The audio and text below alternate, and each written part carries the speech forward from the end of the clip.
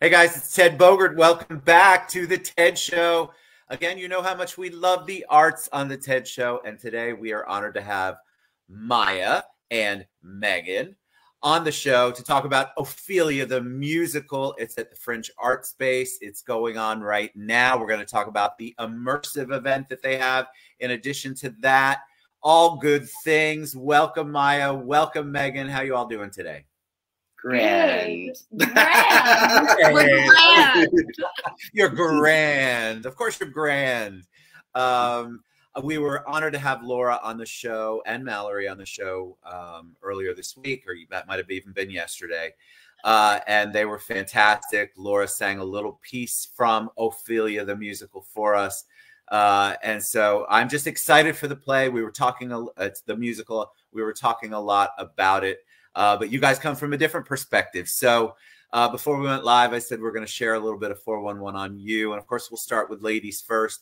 Megan, tell us a little bit about you and your involvement and your background. Yeah, so I'm a performer local to Orlando. I'm also in the show in addition to like the million of other things. But as a nonprofit theater company, Phoenix Tears has people doing a million things and wearing a million hats. So I'm also the artistic director of the company. And for this production, I did immersive design, which basically means that I sort of wrote and directed our performers who were part of an immersive pre-show.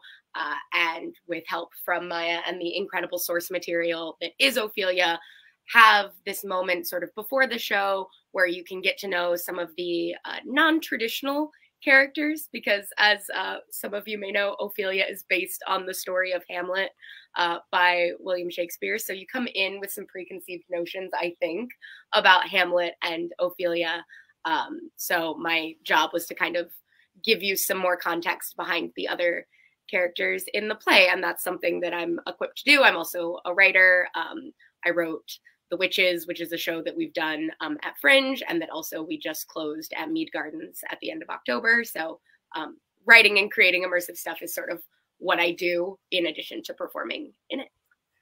I mean, you have a lot of hats you just described. That's like my year, maybe in a nutshell. And I guarantee you're doing it on a daily basis. I think it's amazing, the whole concept behind Ophelia the Musical. I'm glad that you reminded people who Ophelia was. I guarantee you they knew it, but they probably couldn't place it. But Miah, you're the creator of Ophelia the Musical. So tell us a little bit about you, and then I would love to get your insights into the why and how this all came about. So I also wear a lot of hats. I am also an Orlando local performer. I also wrote this show and came up with a concept for it, as well as also being a swing for this show somehow. So yeah, I've known Phoenix Tears for a while. I've been in a lot of their stuff in the past. But they have been wanting to produce this show for a while. I brought it up at a 10-Minute Tuesdays way back in the day when they used to still do them. And it's been on their radar ever since. But I had the concept for the show since I was in college. We were working on different like classic shows, and like as I was going through like the different kinds of the theater that there are, and also looking at like the works of Shakespeare, and you know, Ophelia being my favorite character and her flower monologue being one of my favorite moments in a play, I was thinking to myself, like, how can I create like a really impactful, surreal show that also is kind of dealing with some of the stuff that I'm dealing with, being a college student that doesn't know who they are, what they're doing, or where they're going. And so, yeah, I was like, well, I can take this impactful moment from her story and make it her whole story and personify these flowers into Mean Girls. Yeah. Lenny had something to say about it too. My dog was like, yes, Mean Girls. Mean Girls. Yeah. And so basically that was the jumping off point, and everything from there of like Ophelia being like this classic lilting soprano versus these flowers that are basically the Heathers the musical with like the pop versus classical music theater juxtaposition. You know, it just all came to be from there. And like some of that was work that I did on my own, but we've also been working like workshopping Ophelia for several years now. Since 2019. Yeah. We had our first like full reading with enough people in the room for every person to read a different character. Yeah. In I think like in November of 2019. It was when we had like the like reading. I think workshop. That's about right. Yeah. And then we had like a full stage reading in March of 2020 with a cast that we were going to then do the show with in December of 2020. And now we are finally open. You're here. Yay. You're here. You're here. You know, we had a lot of, when Laura and Mallory were on, the biggest comments that I got that sidebarred me were, well, what's Hamlet? Is Hamlet part of this? Because I thought that was fascinating. Hamlet is an egg omelet with ham in it. No, absolutely not. I am like a Hamlet obsessed person. Like Hamlet is one of my favorite shows. Period. I am like a Shakespeare person. If I could perform nothing but Shakespeare, I would. So I am very passionate about Hamlet in this story, but it is not Hamlet's story. He is there, and there is a song that I was really passionate when we were going through like cuts and rewrites, and Miah has written songs, I think as recently as this year, songs got added to the script. And so things were sort of still very much in flux. And if in, 5 to 10 years we see this show on Broadway, there may be a bunch of songs that aren't even in it anymore. But one song that I was really passionate about continuing to be in the show is a Hamlet song that is the like to be or not to be monologue as a song. That's what people remember, right? They remember to be or not to be. Yeah, everyone remembers it, and it's that moment that like people will be like, "Oh, okay, it really is Hamlet." Like I get that, and I was like, "You need that tethered." So if you love Hamlet, I think you will love the show. And if you never read Hamlet or don't remember it or didn't like it, you will still love the show. I think people are going to love the show anyway. I think the concept is so original and unique. I just think it's just a cool, and then to put it to music.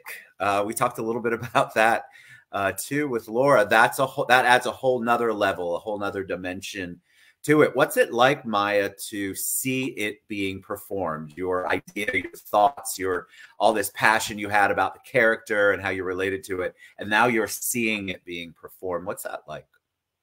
Well, this is definitely the largest production that I have written that has been mounted. So, yeah, it is a certain level of surreal that goes beyond people playing flowers. Like, I don't even know that I necessarily have the words to say.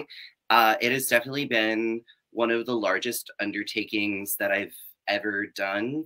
And I mean, like, I've done it, like the Phoenix Tears is a family. So, like, I didn't literally do this by myself, but still, like, to have all of these moving parts and then, like, to, cast everyone in the show and then to, like, really dive into the work. It was really impressive. I mean, we did have, like, a moment where we recorded the album before we actually started rehearsing, but still, like, everyone showing up on day one and us, like, just doing, like, a stumble through of the show and being like, oh, so everyone already is their character's work. Yeah, it's incredible. And also, like, really validating that this weird idea that I had when I was depressed and in college, like, is something that, like, people, like, really like. It just, it fills you with the warm fuzzies. It's all the warm fuzzies. Really, really like it. Like, the whole cast is really, really talented. I'm in awe working with them, and we all love the show. And I think you can tell, and it makes the show better. But, like, we're all like, Miah's so talented. How did you do this? I think that message, that universal message that you were talking about, and combining it with the classic, I mean, it resonates with people, is what, and they relate to it. But I love the fact that you isolated her out and made that an entire story of her own messaging and story. I think that's a beautiful thing. So talk about the immersive side, Megan. I want to talk about the we want to make sure Mallory doesn't get on me later. We want to talk about the pre-show, the immersive part, because I find that so fascinating. I love it. It's engaging, but I'm going to let you tell all of it. Yeah, so as I was saying earlier, you know, we know who Ophelia is, we know who Hamlet is. We also have Dad and Bro, who are Polonius and Laertes in the original show. So those four characters, if you know Hamlet, you already sort of know them, but these flowers are in the original text. They're there in that monologue. They are the 7 flowers that are named by Ophelia in the original text, but Miah has made them into whole beings, and really, I think, well-rounded characters, despite the fact that they all sort of have a stereotype of personhood, especially like womanhood or queer personhood attached to them. So I play Daisy, who is a drunk, but she's not like comedic relief. I'm just drunk and that's what's funny. And it's hard to get that in a show that has 11 people on stage, that this one person, who is in a lot of ways boiled down to their one characteristic, is more than that one characteristic. And so we started playing with this idea of a pre-show in a way to get to know the flowers and really fall in love with the flowers before you see them on stage. And we really love the idea of people having a favorite flower and having a flower that they resonate with, and then having that moment where they really think about the fact that all of those flowers together are what make Ophelia, and that bouquet of flowers is personhood. And so meeting each individual flower, we've got Columbine, who's like the housewife sort of stereotype, running around in her like 50s very mod dress, very like, I don't know, she's lovely and she's so funny, and you maybe would think, oh, she's just this plastic Barbie doll if you just watched the show. But if you come to the show a little bit early and you interact with her, you see that she's very funny, and you immediately fall in love with her because all of our actors are so charismatic and so good at what they do. So I really just let them run wild with being good at what they do and really understanding their characters. And I think it's worth, if you can come to the show a little bit early. Most nights, the show starts at 7. So we have about 30 to 45 minutes where you can play with the flowers in the lobby before that. And then on Fridays, there is an expanded pre-show for Fab Fringe members, because we've also partnered with Orlando Fringe to be their fundraiser on the Fridays. So tomorrow you can get some food and some drinks, and also see a little bit of a pre-show story that's a little bit more narrative but still very interactive with our HBIC head mean girl Rosemary and our newest flower who has just blossomed in the garden. So both of those pieces I think are really, really cool and add something to the show. And if you don't see those pieces, the show is still lovely. But if you do see those pieces, I just feel like you can connect so much more immediately to the show and really buy in right from the jump, which is, I love it, I think, what we wanted to do. Phoenix Tears is an immersive theater company, and so it felt weird to do this proscenium show without any level of immersion. So it's definitely not an immersive show, and it's not an immersive staging, but there is a pre-show that is immersive, and that's really like the soul of our company and what we do. You connect, you engage immediately. I've been to that type of event, that type of immersion, or you're getting to know the characters and they stay in character. And I love that, because that really does engage you up front. And then when you see them on stage, it's a deeper, I feel like, connection between the audience and the performers. Before we wrap up, and I tell everybody all of the good stuff about getting tickets and where to get tickets.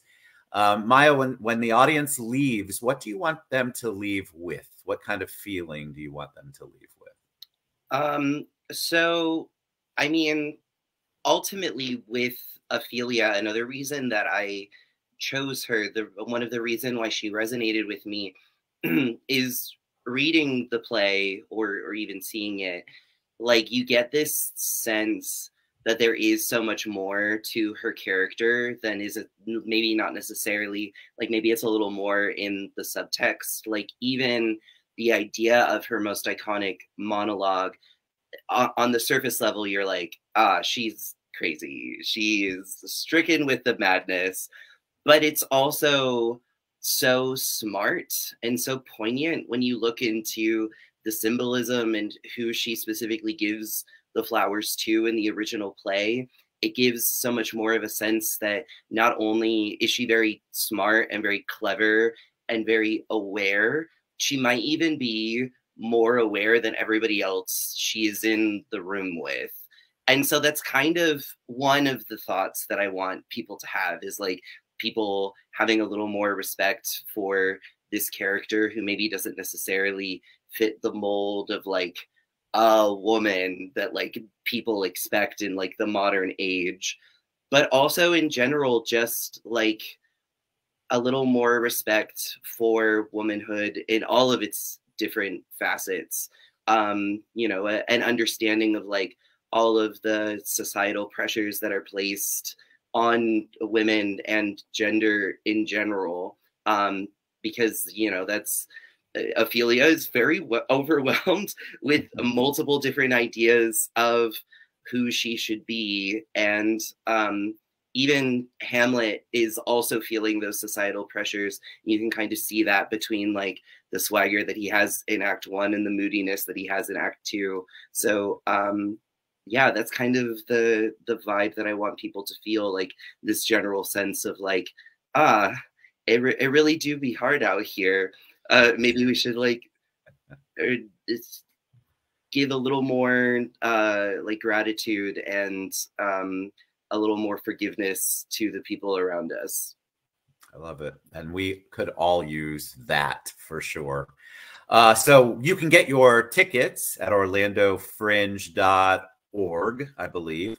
You can also, I'll tag Orlando Fringe so that you guys can go right to it in the body of this post and the show.